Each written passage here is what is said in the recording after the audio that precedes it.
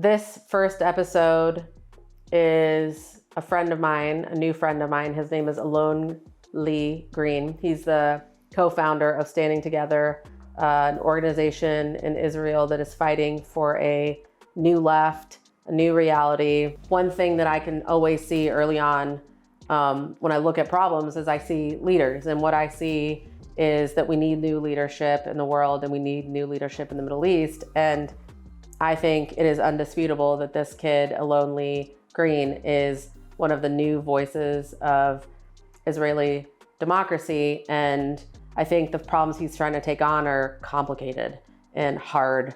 And this podcast is about new leadership. It's about futurists. It's about people who want to break the mold and do courageous things like talk about possibilities of future. One of the things I thought a lot about lately was how young Martin Luther King, standing there at I Have a Dream, he talked about a reality that was nowhere close to existence at that time. He was an Afrofuturist, and he talked about a world that could potentially exist. And when I hear Alon-Lee, when I watch him with his phone walking around at these protests in Israel, he too is called a dreamer. He's called ridiculous. He's called someone who's naive. I've heard that many times, which is why I want to double click into him, because I think it's exactly those voices with charisma. He has a resume of being able to build coalitions, a track record of being able to get people to do things. And I think this kid deserves a shot. And I think that even if you don't think he deserves a shot, he's going to take a shot. And so I would like to be there for a front row seat to see what he does with his future political career in Israel. And Israel is a very young democracy. I give them that leeway. America is still a young democracy. We are much older than Israel, and we have gone through very ugly, embarrassing times in our own democracy. And so I think democracies are only as good as the leaders and people in them who are pushing them. And I am happy that Alon-Lee is there pushing the Israeli government to live up to their promise of democracy. And so with that, let's get into Alon-Lee.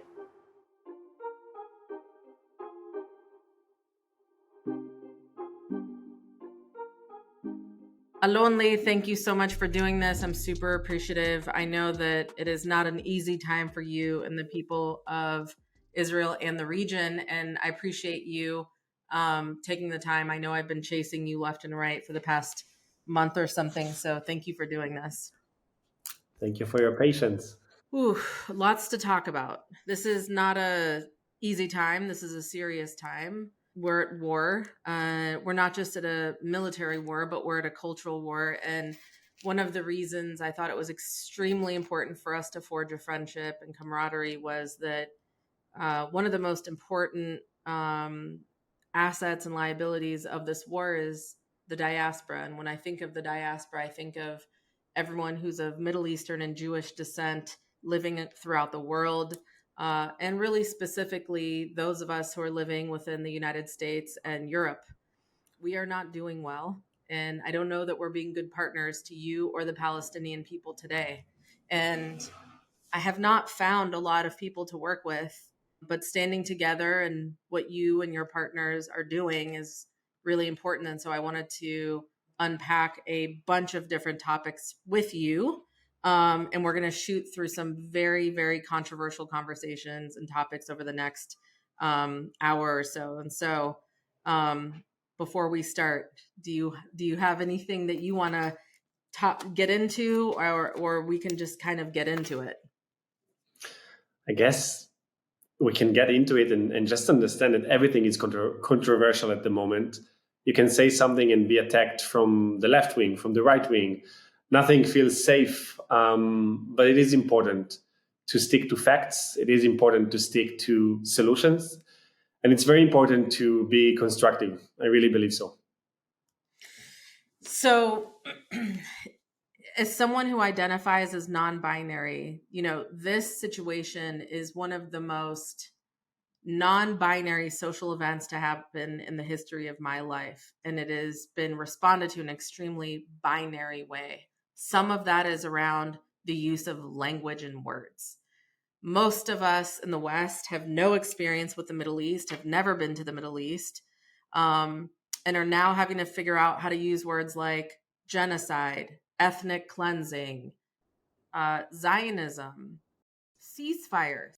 The concept of ceasefire and peace has now become extremely controversial. I wanted to talk to you about these words and why has, again, it's so funny. Like, I talk to everyone in Israel and they're not the same energy, not the same mood. Like, they have a different lived experience. But for us in the West, we are not knowing how to use any of these words correctly right now. And in fact, I think how we use these words has made it worse.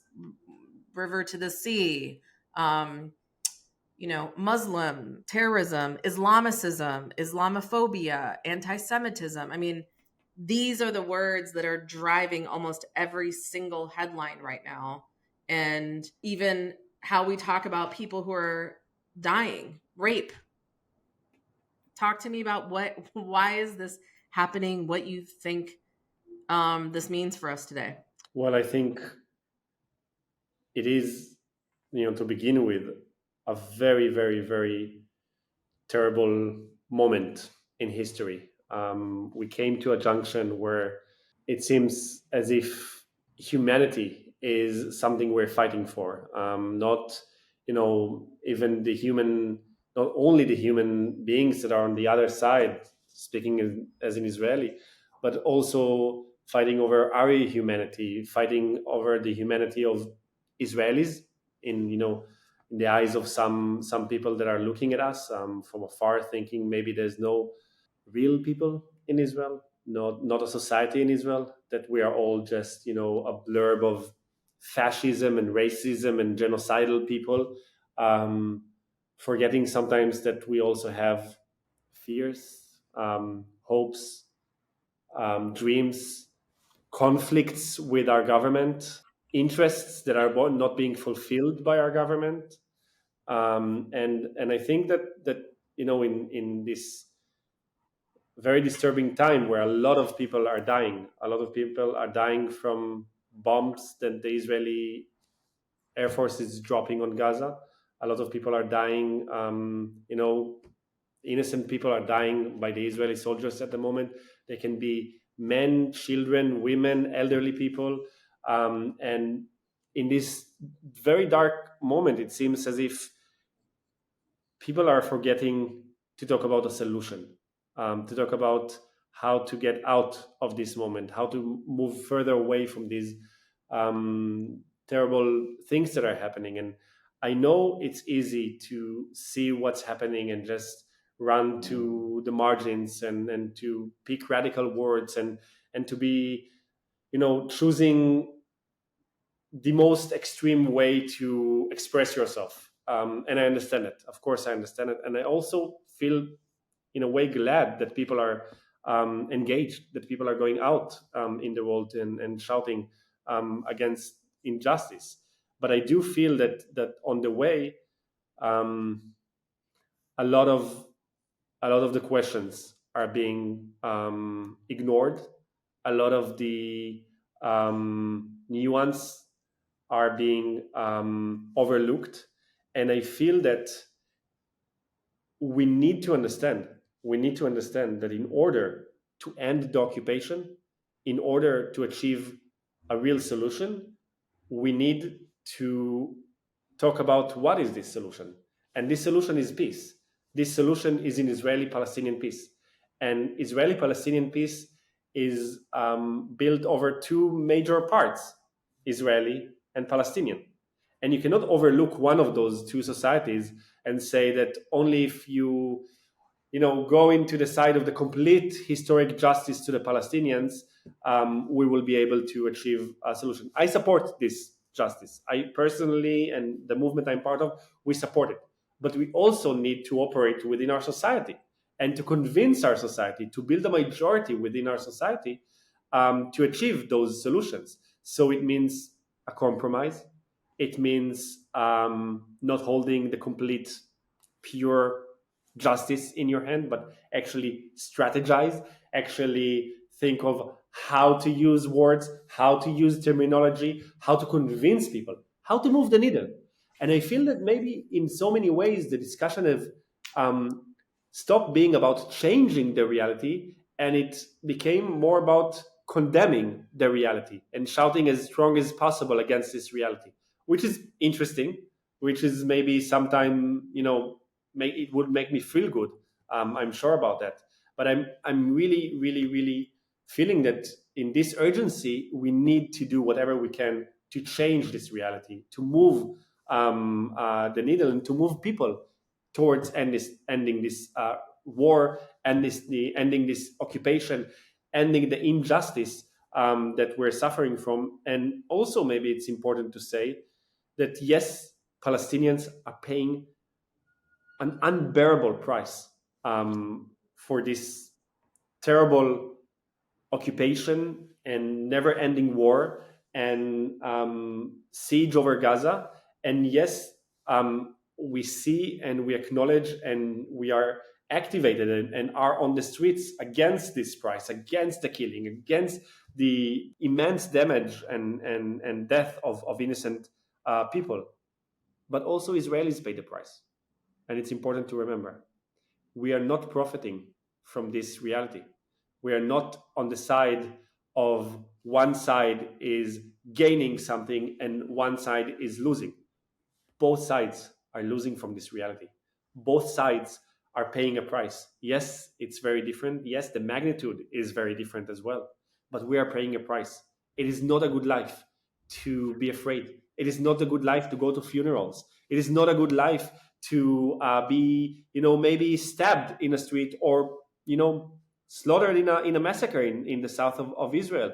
And it is not only the 7th of October. For decades, both of the people are paying a different price, but they are paying a price. And flattening the question into who's losing and who's benefiting is actually one of the very wrong roots of this discussion, that is not allowing us to understand that in order to find a solution, we need to see the interest of both people in ending this reality, and thinking only in a dichotomy way of people that are being colonized and people that are colonizers. It just doesn't work. Yes, I acknowledge, crimes that have been done. Yes, I acknowledge the history. Yes, I can say that there was a Nakba. I know it. I can say that it's not something to put under the rug. But I want to stop the bloodshed. I want to talk about something that is, really happening right now. And in order to find a way to do that, I need to acknowledge also and to look at my society and to organize my society, to build power in my society to end this reality. Okay, so let's just roll back to 1948. End of World War II. The British have been squatting on a bunch of people's land.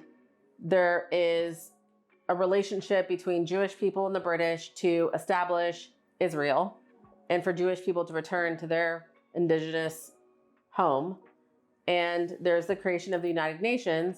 And so the British pick a piece of property out of their portfolio, they give it to the United Nations, and the United Nations then gives it to Israel.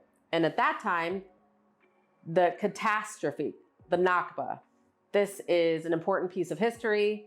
This is where 750,000 people were relocated, moved, pushed out of their homes to give up their property, to give up where they grew up, because this land now belonged to the Israelis. And that is the beginning of, where we are today.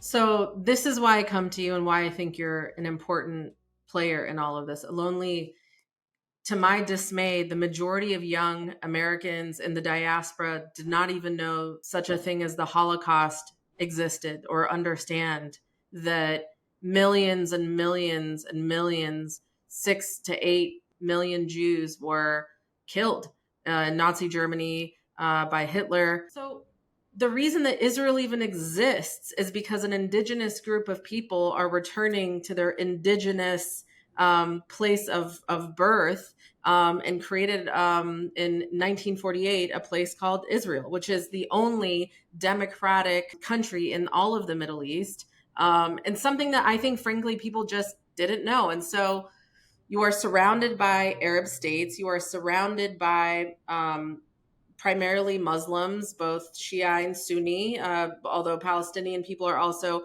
Christian, they're Muslim. multiple faiths within this group, Jewish Palestinians. And so part of what's going on, Alon-Lee, is that people don't know what the fuck they're talking about, right? they look at you as a colonizer. You said to me you came to the States and someone had called you a colonizer, that you were a settler, that you're a Zionist. And I asked you, how do you feel when someone calls you a colonizing, settling Zionist? Tell me. Well, I wanna start maybe with saying that I don't think Israel is the only democracy in the Middle East. I don't think it's true. I will ask whether it is possible to be a democracy when you occupy millions of people and do not let them have rights of citizenship, of statehood, of moving freely, of voting, getting elected, being in charge of their own reality. I think Israel likes to wave in this only democracy in the Middle East. I think it's very far from being the truth. And I think also, in many ways, this way of our government talking about Israel as being the only democracy in the Middle East is an attempt to talk with Western people, saying, "Look, we are the Western spot among all Arabs." And I think in the base of it, it holds a bit of or a lot of racism. Also, look at the Arabs. That's If right. you want us to combat the Arabs, remember that we are Europeans. But it's not true.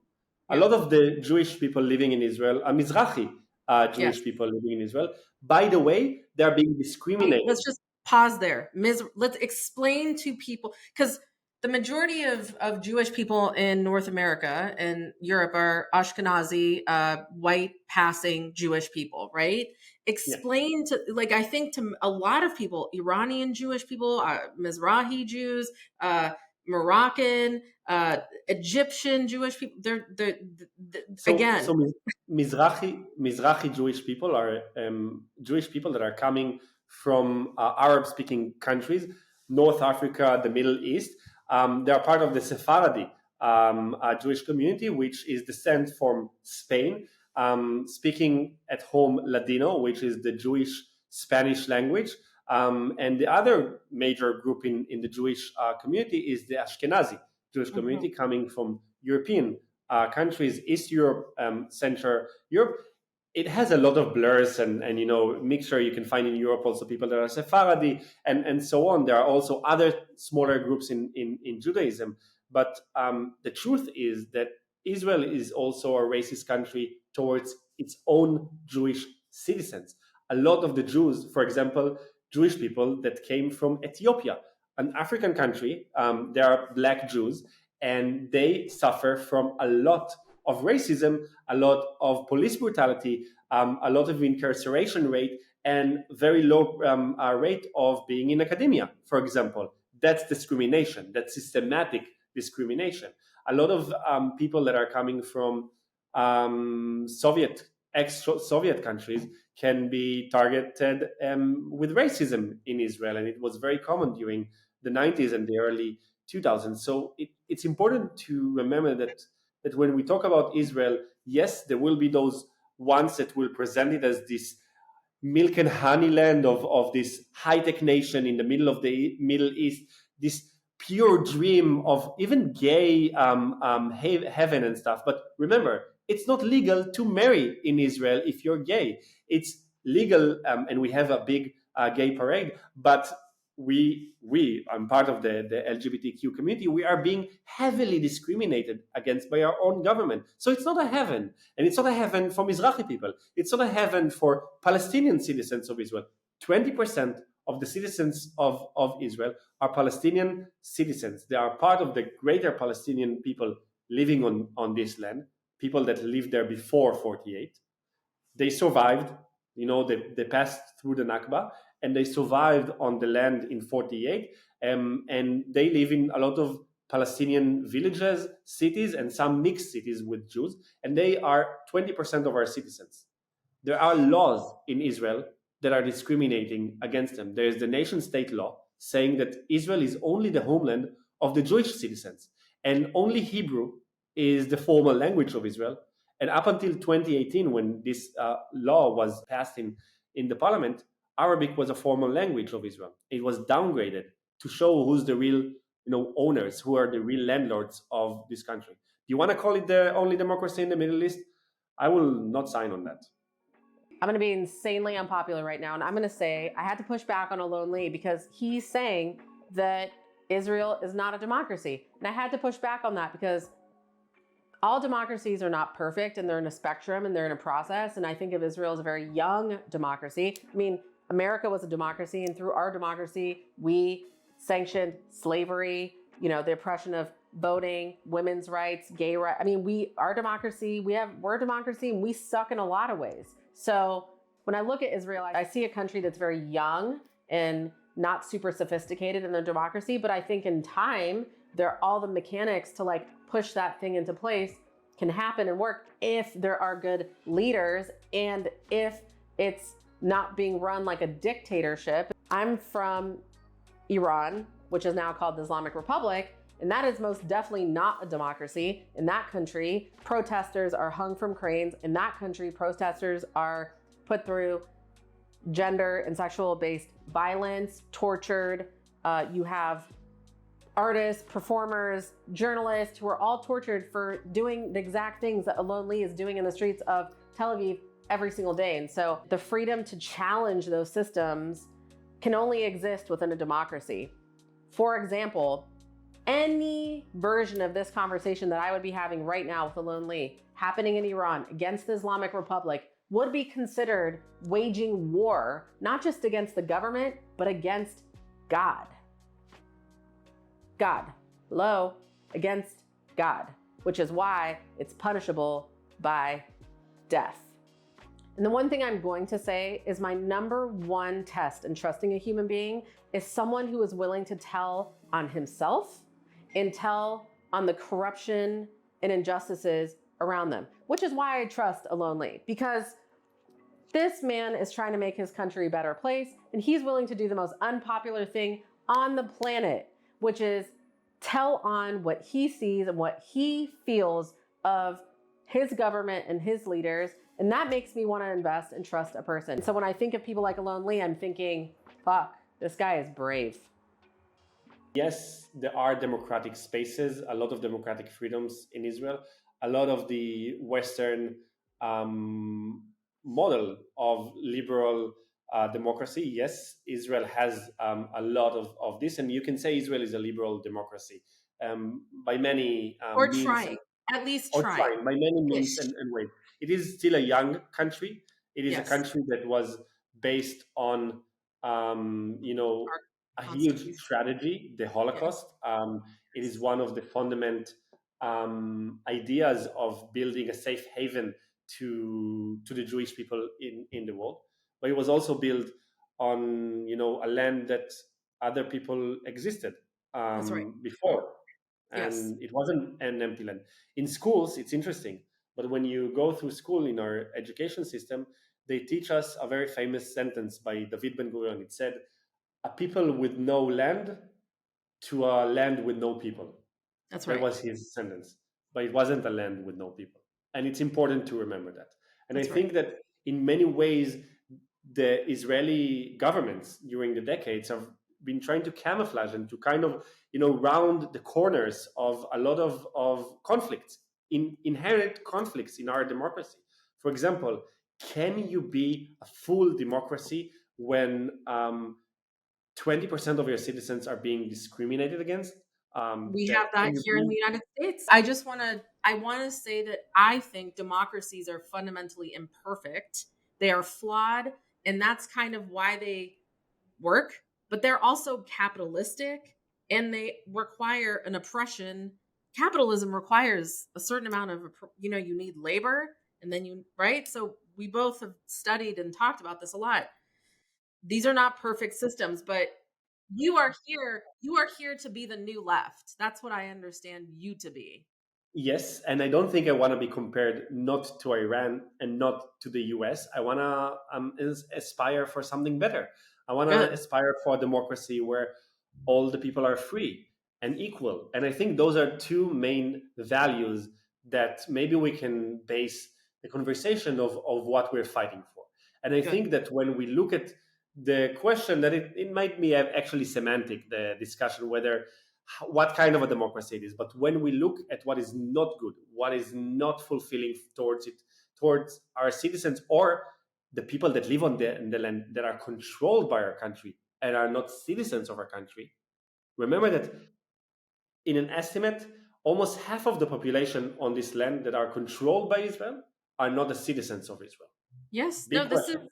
this is a huge injustice. Like, I am clear, you have opened my eyes. I have read all the books, I have downloaded all the podcasts, I've watched a zillion million documentaries and will continue to do so because I believe that your fight for democracy and liberation is tied to something even bigger within the region of the Middle East. And so we can talk about that in the segment too. But we live in a time where there's 18,600 people that we know of that are deceased and buried under rubble and will die of infection without aid. We're talking about the majority of these people, at least half of them, if conservatively a third to half, are children. These are children who have lived through two intifadas. They have lived through multiple wars, something like 20,000 bombs. So at this point, we're talking about 2 nuclear bombs have been dropped on the Palestinian people in Gaza. Devastating. It's devastating. It's devastating. If you want also, statistics and polling from our country, I can say that the trends are very worrying. We have every evening politicians, high rank politicians, people with real power, people with a lot of influence, addressing the public through Twitter or Meta or the 8 o'clock news, saying there are no innocent people in Gaza, saying that all the children in Gaza today are the terrorists of tomorrow, the children that we spared, we didn't kill in the war of 2014 are the ones that committed the massacre of Hamas in 2023, and it's been endured.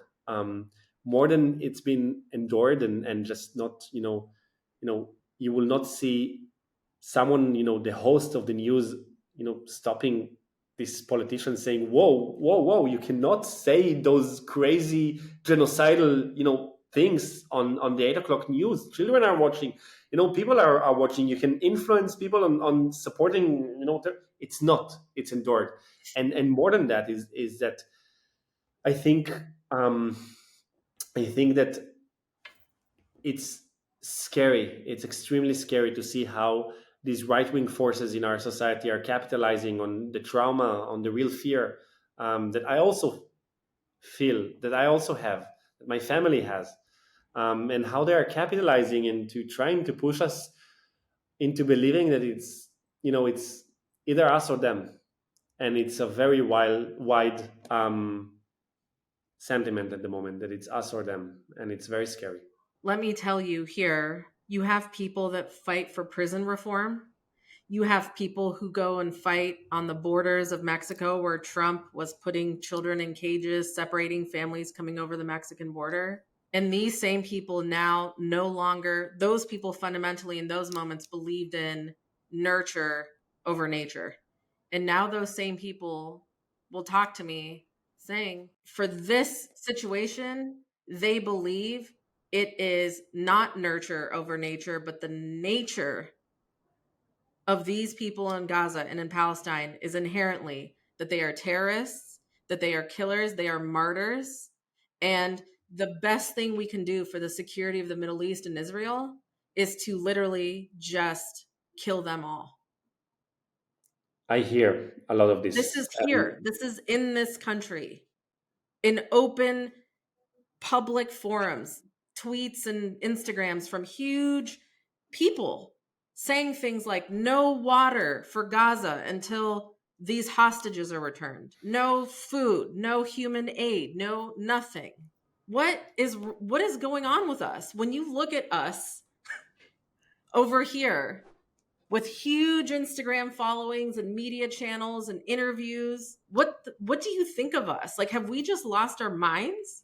Yes, people lost their minds. People are blinded with rage and hatred, and people are misguided and misled to think that the way to win over terrorism, or the way to win over, people, that are choosing terrible, unjustified ways to fight for their freedom. And I don't think it's, what Hamas did is way over fighting. It's not even fighting for their freedom. It's something terrible that was driven. I don't know how to even describe it, but It people was a terrorist are. attack. It was a terrorist It was, attack, yes, of course it was a terrorist attack, but right? it was more than just a terrorist attack. It was something more. It is extremely important to remember that you cannot annihilate a people, that you can Of course. also not kill an idea. You That's cannot right. kill an idea with weapons and That's right. with bombings and with tanks and with thinking that maybe if you will kill the people that are bearing the idea right now, no other people will come in instead of it. You need to present a better idea, a competitive idea, an idea that is convincing that there is a better way for freedom and also a prospect of freedom. I'm Yep. thinking also about the people in Gaza. Half of them are under 18. Half of them have been born into this siege, into this reality of never leaving Gaza, never seeing the daylight outside of Gaza, never seeing normal food system, normal water system, normal electricity system, normal internet system. It's extremely dependent on the will of Israel and the will of what gets in and what gets out, the will of, whenever we want to have another military operation. We had more than 10 military operations in a decade and a half. It means that every year and a bit there is a moment where you're being bombed. When we are getting bombed, which is a terrible thing, and it's not legitimate to fire rockets on civilians, also when it happens with Israelis, it's important to say, but when we are getting bombed, we have a siren, we have an alarm. I have 50 seconds to run to the staircase here next to my home, and I stay there for 10 minutes, and then I come back after I hear the booms of the interception of Iron Dome. The people of Gaza do not have that, That's right? right. They do not have shelters. They do not have Iron Dome. Even before this war, we are talking about a huge amount of children that have been killed in the wars before the 7th of October in Gaza by Israeli bombings. And I don't know. I'm not the one that experienced it. I do not what this creates in a society, what this creates in people. I'm actually very afraid to ask and think, how do a society moves on from 20,000 dead people in 2 months? How do a society functions after half of the buildings in northern Gaza being destroyed? How do a society or people look at their neighbors after this moment? I'm afraid to think about it. I'm literally afraid to think about the morning after this war, the next morning after today. What is going to happen? How do we move on from this moment? I mean, We should be afraid, because if we were not afraid, we would not be thinking and we would not be connecting the way you and I are, because it is going to require a global effort. We were talking earlier about my friends now in Israel, my Jewish friends who feel like nobody understands them. And one of the ways in which we can relate to the level of fundamentalism, extremism, and terrorism that has been going on both in Palestine, not just Gaza, West Bank and Gaza, but also in Israel, is America has something like 200 events a year of gun violence, where people like me go to a movie theater or sporting event and you wonder who here has a gun, who here may kill us. To me, I think of that now as domestic terrorism in a sense, right? These are people that just want to conduct some level of violence. They wake up and they decide to go to a high school and kill, 70 some odd people. In Israel, I've met and talked to so many people that have talked to me about the bombs, the suicide bombings on buses and public spaces, and how every single home has a bomb shelter. The diaspora does not understand what you're living with. They have no concept of what you're talking about when you talk about this threat, especially the people in the streets here who are really against this conflict, war, ethnic cleansing, genocide, all of it, right? They don't understand on the other side what Israel is dealing with in terms of fundamentalism. It's like a chicken or an egg. Like, what happens first? Is it peace and then the fundamentalism ends, or do you end the fundamentalism and somehow you get peace? Like, what do you do with a group of people that Alon-Lee, like, they're going too far? Like, the seventh was too far. Like, it was a line crossed. Um, for America, it was the Iran hostage crisis. It was 9/11. It was the bombings in London. It was the bombings in Paris. What do you do in terms of combating the fundamentalism? Like, how do you manage that? Like, is that something to even manage, or? Well, you don't occupy Iraq, right? Well, I think what say we do? We control uh, most of the oil, right? no, no. So you did, you, the general Yeah, no, you can American. say you. You, I'm It, American, right? Like, I think this is not the solution. I think this okay, is not the solution. It's also reoccupying Gaza is not the solution. absolutely Um, not.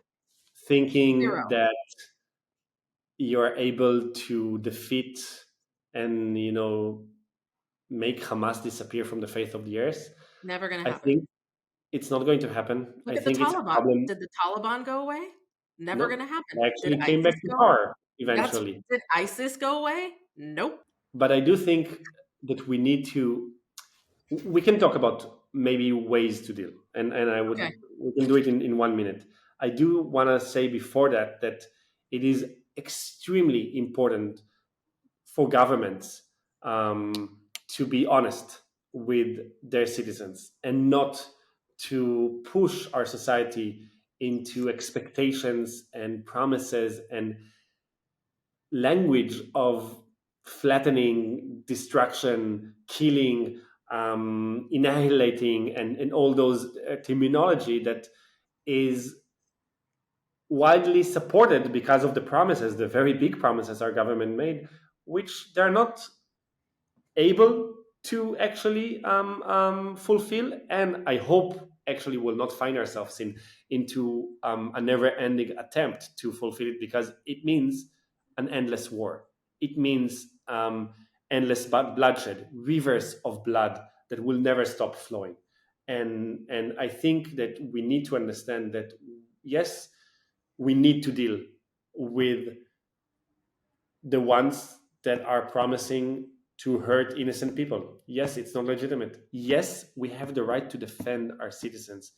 I would go and stand in the south of Israel on the 7th of October and try, if I would have a gun in my hands, and try to defend the citizens of Israel. It is the patriotic and the moral thing to do.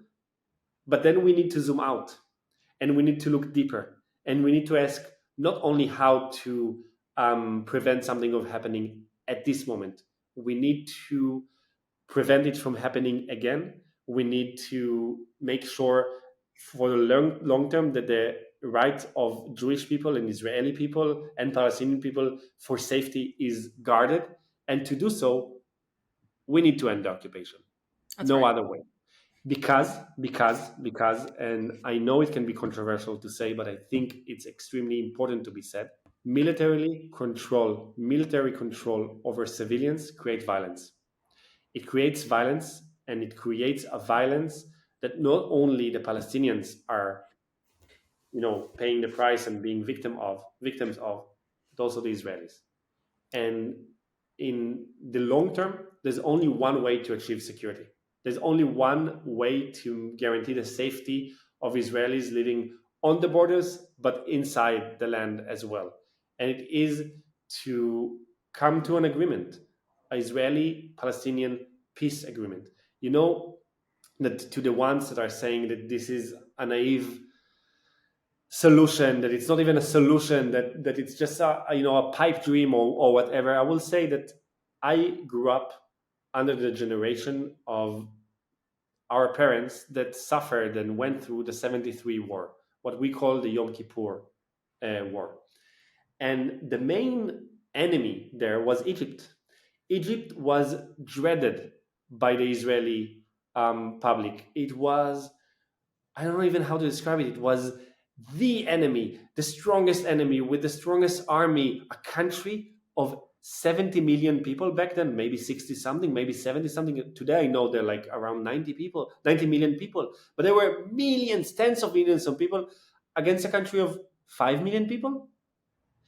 And our parents are telling us that, before the days of Sadat, before the 73 war, Nasser, the president of Egypt, was having speeches about destroying Israel and burning the flag, and he was very passionate against Israel. And then in the 73 war, our parents went into Sinai and they counted the bodies, and there were fear in Egypt.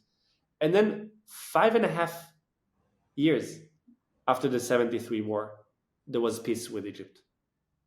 5.5 years after, Sadat came to the Israeli parliament, to the Knesset, and he addressed the parliament members, he addressed the Israeli public. And Begin signed a peace agreement with Sadat. And that was an historic moment. And since then, 40 years, 40 continuous years, not even one military conflict with Egypt. Safety, security. That's real security. And that's maybe a way to imagine how the worst enemies can actually become not the best friends. No, it's a cold peace, but people are not dying. People are actually prospering. I love to go to Sinai. Sinai is considered to be a heaven next to Israel. Israelis are going there and we feel safe, and it's okay to go there. I know there are a lot of different problems, and yes, we can open it up, but in the very simple, way, people are not dying because of the war between Israel and Egypt anymore. And maybe a way to think of what is a real victory, how to really achieve the victory that we seek for. Maybe a victory is not passing the war to the next generation. And what Israel is doing right now is not only passing it to the next generation, is ensuring that all the generations to come will lose with this endless war. And that's the strategy of Israel, making sure that no solution is possible. No solution. Stuck forever in this endless war. There are serious accusations being made against Israel for being a colonizing, settling, imperialist state. If we're going to make those accusations of Israel, we have to make those same accusations against ourselves as Americans. We live on native land. We live on land that formerly belonged to people in Mexico. Whether you were born here, generationally been here, you're like me and you're exiled here in your first generation, every single one of us were born into something called democracy. And it's only through this invention of democracy that can we address the systematic oppressions, injustices, inequalities between us to actually repair these wounds. Like, there is no other way that we can actually repair all of these injustices and realities, which, by the way, we all benefit from. We are benefiting from being American. We are benefiting from being in democracy. And I think at this point, we can either choose to double down into these systems and make them better, and we can hold ourselves accountable for what are we doing to make those systems better. And we can support leaders like Alon-Lee who are in a system that isn't working right now and wants to make it better. And we can invest and we can support, as opposed to doing what we're doing now, which is investing in a bunch of shitty leaders. And we need to understand that in the Middle East, you cannot portray Israel as, the ones that are trying to just, put, I don't know how to say, put the finger in the dam. In the dam, yeah, and trying to hold it together. Israel is having a lot of bad influence also on other parties in the Middle East. And if you look at the Palestinians, they're not only sitting in Gaza, they're also in the West Bank, where there is Israeli occupation. They also live in East Jerusalem, where there's Israeli occupation. There are some people coming on basis of extreme ideologies and believing that they need to go and take the Holy Land and settle there and stuff like this. Yes, there are those people. They're also part of the ideological, what we call the religious Zionism in Israel. People that are not coming from abroad. There are like generations already in Israel, but they believe they need to take the land, the West Bank, they believe they need to even build settlements right now in Gaza. It's a literal discussion in our society at the moment. In the news, there is even one settlers construction company that is publishing itself as the company that is going to build the new settlements in Gaza, giving it already names and claiming that their people are already getting the real approvals and all the bureaucracy around building the settlements. So it's also it's a very inherent, a very strong phenomenon. I will just say, but you also need to remember some of the settlers are people that move there because of financial reasons. The government is giving a lot of subsidies to the settlements. It's cheaper to live there in many different ways, and Israel is a very extremely expensive country with not a high salary.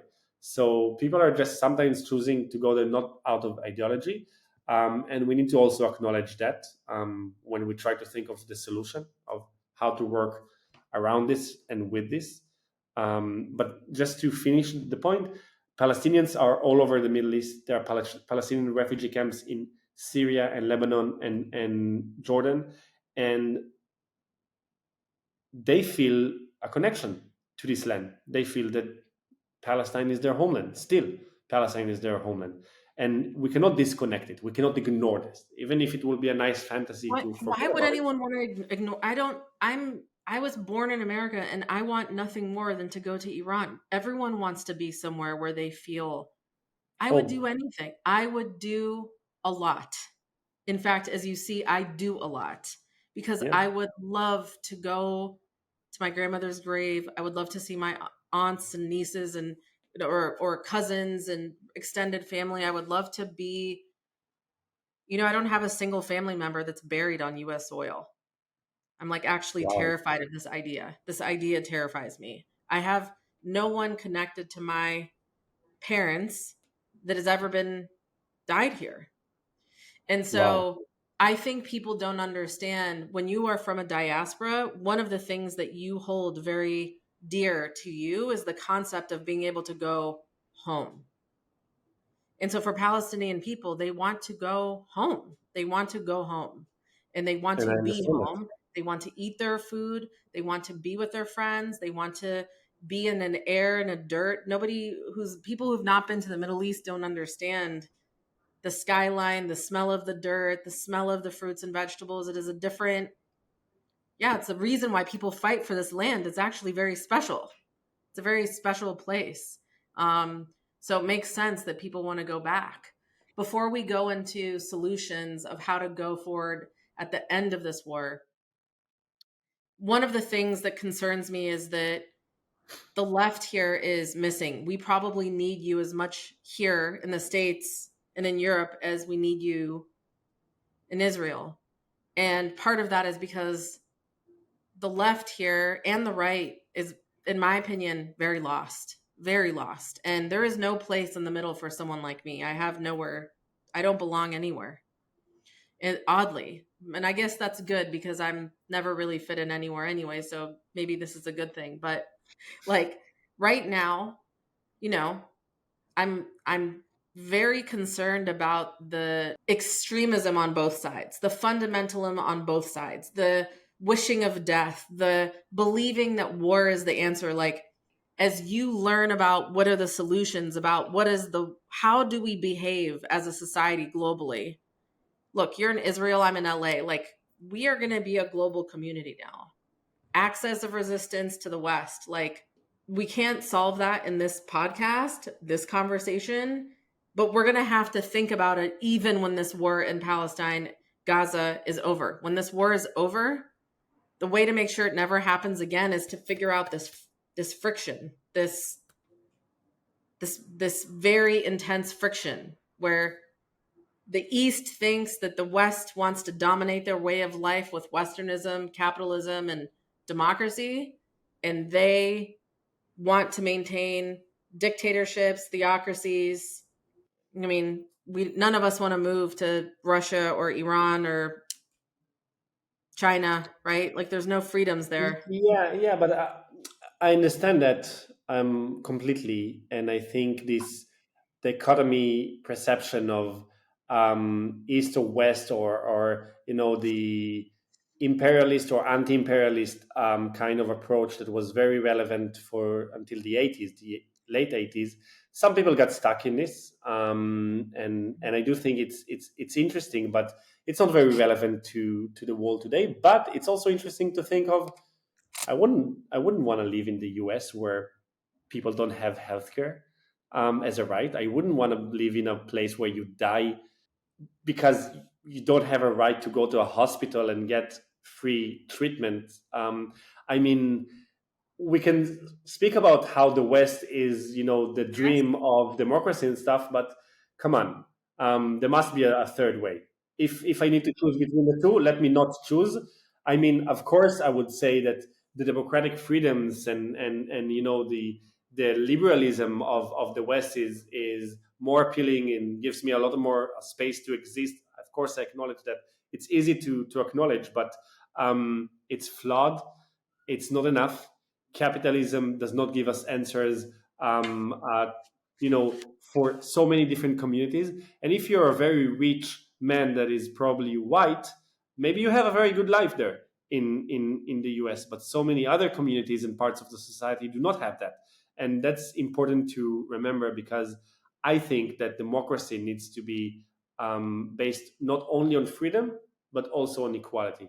And That's right. equality needs to be real equality and full equality. And that is something that does not really exist in the US or the This is West. why I like you, because you believe in stakeholder democracy, stakeholder capitalism, which is talking about more than just the money in your pocket. It's the quality of your health, your well-being, your community, and your safety. You're right. Like, the reason I want to have these conversations is, no, I do not think America or the West is perfect. In fact, I think we are far from perfect. Far from, and there's a reason why we're being called. But you know what, Mod? I do think it's important to maybe add in this part. Um, Maybe when we look at the role of the international left, or some, it's very important to say some parts of the left that are, very strong in the discussion, but it's not representing the entire left. But when we look at this role, they are also, being very strongly pushed into this direction of presenting a dichotomy between the oppressor and the oppressed, Mhm. and looking at governments as a complete representation of the people.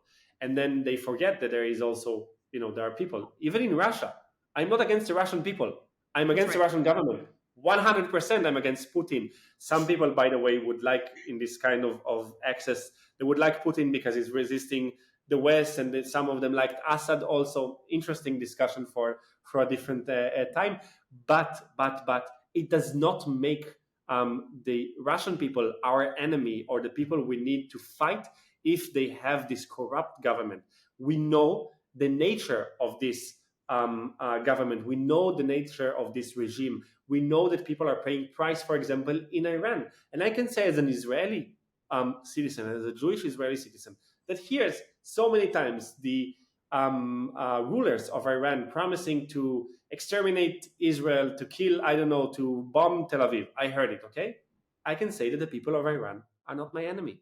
And I can differentiate between a government and a regime and the people. And I can also understand the nature, the oppressing nature of regimes, and also the pressing problems of people's lives that creates fear, that creates unavailability to join a struggle, and also creates the very unhealthy but realistic nature of not participating in mass struggles, because you take care of yourself, you take care of your family, you're afraid, you don't want to be in a place where you lose the little crumbs that you have. But that's the nature of those kind of regimes. It makes you fight for the crumbs and not take part of the bigger fight, because of so many different things. But it does not make the Iranian people or the Russian people my enemy.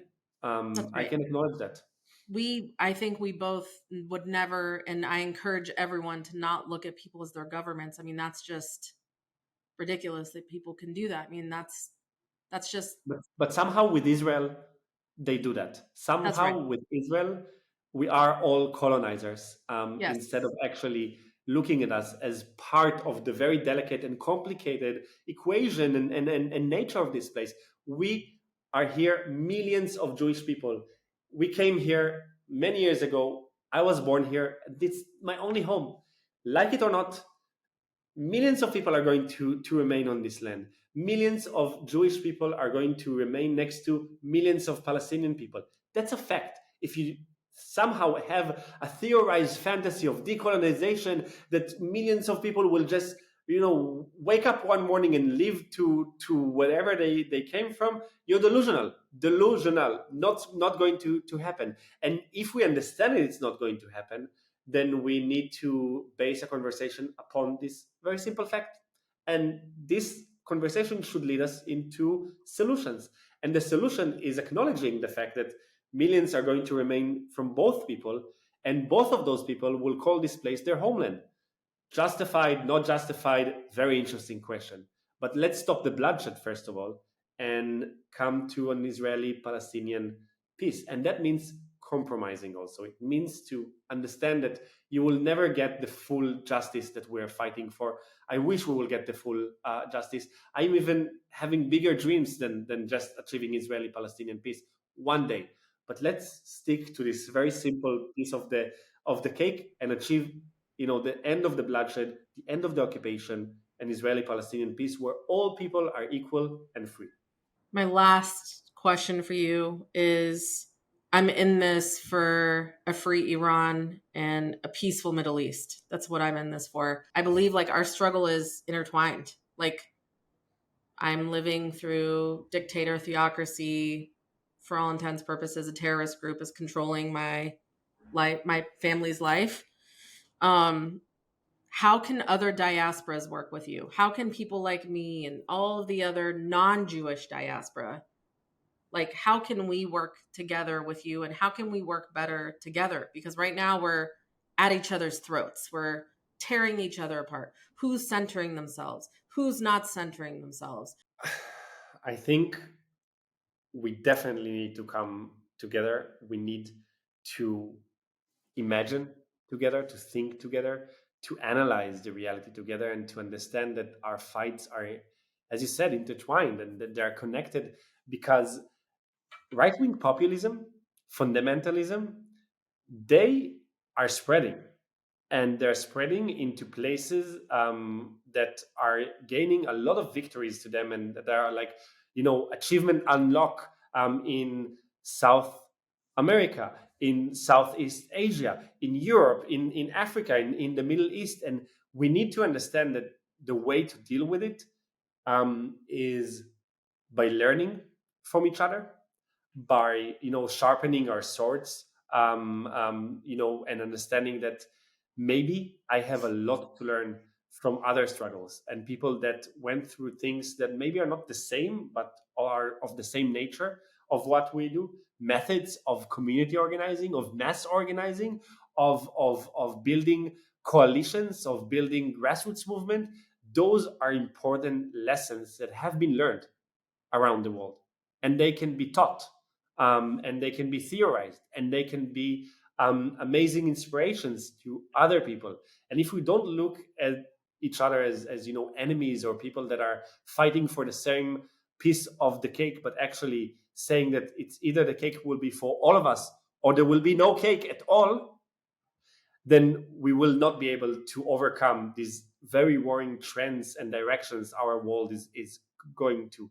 And yes, as much as people are suffering in Iran, fighting for their very basic freedoms of being a woman, of being able to have a free speech, of being able to be gay, of being able to have free journalism, and so on and so on. We have different kind of fights, but of the same nature, in Israel, in Syria, in Lebanon, in the US, in Europe. Yes, some will be called a democracy and some will be called theocracy, but in nature, all people want to live in freedom and equality and with their basic rights and livelihood.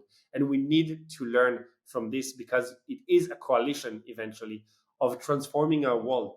We don't have a lot more years to have this attempt of fixing a world. At some point it's going to become a critical mass of environmental changes, of global warming, of neo-fascist and populist right governments that do not care about the other and only taking care about themselves, even though the world does not work like this. Refugees move from one country to the other. Problems move from one country to the other, and eventually we will need to deal with it together, or we will fail apart. And I think this is what we need to understand. All these discussions of you're a colonizer, no, you're a colonizer, you're calling me a colonizer while you're sitting in Boston and and on the land of someone else, all this will not matter, That's right. even in 5 or 10 years. So we need to find a way to create a world where we can all be fulfilled, we can all be part of, and we can all call home, or just we will not be able to change anything and just die with the world. Alon-Lee Green, I used to say we need more seats at the table, but now I believe fundamentally after the 7th, we don't need more seats at the table. We need a new table. And I look forward to building a new paradigm, a new dimension, a new table of peace and freedom and equality, not just for the people of Israel and Palestine, but for all of us, because I think it is quite clear we are now a global community, and we are a community in mourning and in suffering, watching this absolute like atrocity and shared struggle. And so I want to tell you, I am here for you. I am here to be your student, your partner, your And I'm comrade, for you. your peer. And I think you're incredibly important. You're one of the most thoughtful voices I've seen in all of this. Difficult to Wow. be so thoughtful, difficult to be so empathetic. The space you hold is tremendous. And I think it's going to require people that have the ability to hold space right now. And Yeah. so that is what I'm looking for in leadership. I'm very happy I met you, and I will talk to you soon. Thank you very much, and I really, really appreciate it.